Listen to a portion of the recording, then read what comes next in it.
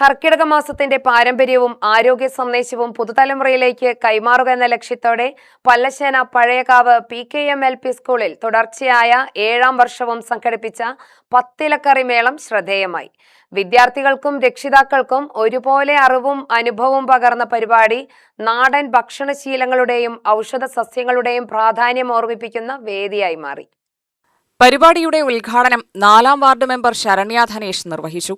നമ്മുടെ ഈ കർക്കിടക മാസത്തിലെ പത്തിലക്കറി കഴിക്കുന്നതുകൊണ്ടുള്ള ഗുണങ്ങൾ നമ്മുടെ മക്കൾക്ക് പറഞ്ഞു കൊടുക്കാൻ പറ്റിയ ഒരു വേദി കൂടിയാണിത്. അപ്പൊ നമ്മൾ ഇന്ന് ഏറ്റവും കൂടുതൽ ഇഷ്ടപ്പെട്ട ഭക്ഷണം കഴിക്കുന്നത് എന്താണ്? ഇതല്ല, ഇന്നും ഓക്കെ. അല്ലാതെ നമുക്ക് എന്താ ഭയങ്കരമായിട്ട് ഇഷ്ടം? വറുത്തതും പൊരിച്ചതും അല്ലേ, ചിക്കനും മട്ടനും പാതി വെന്ത കോഴിയും ഒക്കെ അല്ലേ, പിസ്സ, ബർഗർ.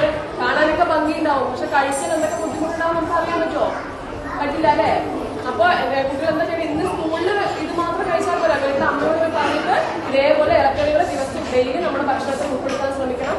അതുപോലെ ഇത്തരം മേള സംഘടിപ്പിച്ചത് സ്കൂൾ അധ്യാപകർക്കും ഭാരവാഹികൾ എല്ലാവർക്കും അഭിനന്ദനം അറിയിച്ചുകൊണ്ട് ഈ പത്തിലക്കറി മേള ഔപചാരികമായി ഉദ്ഘാടനം ചെയ്തതായി പ്രഖ്യാപിച്ചുകൊണ്ട് ഞാൻ എന്റെ വാക്കുകൾ നിർത്തുന്നു. നന്ദി, നമസ്കാരം.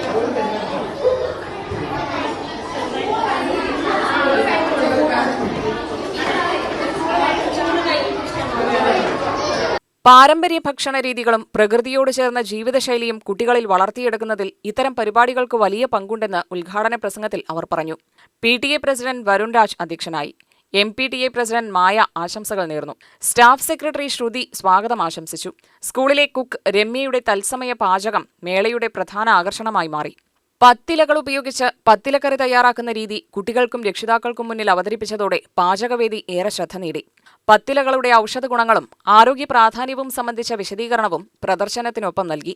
LKG മുതൽ 4ാം ക്ലാസ് വരെയുള്ള വിദ്യാർത്ഥികൾ ഒരുക്കിയ 140-ലധികം പത്തിലക്കറി വിഭവങ്ങളും ഇലകളുടെ പ്രദർശനവും മേളയുടെ പ്രത്യേകതയായി.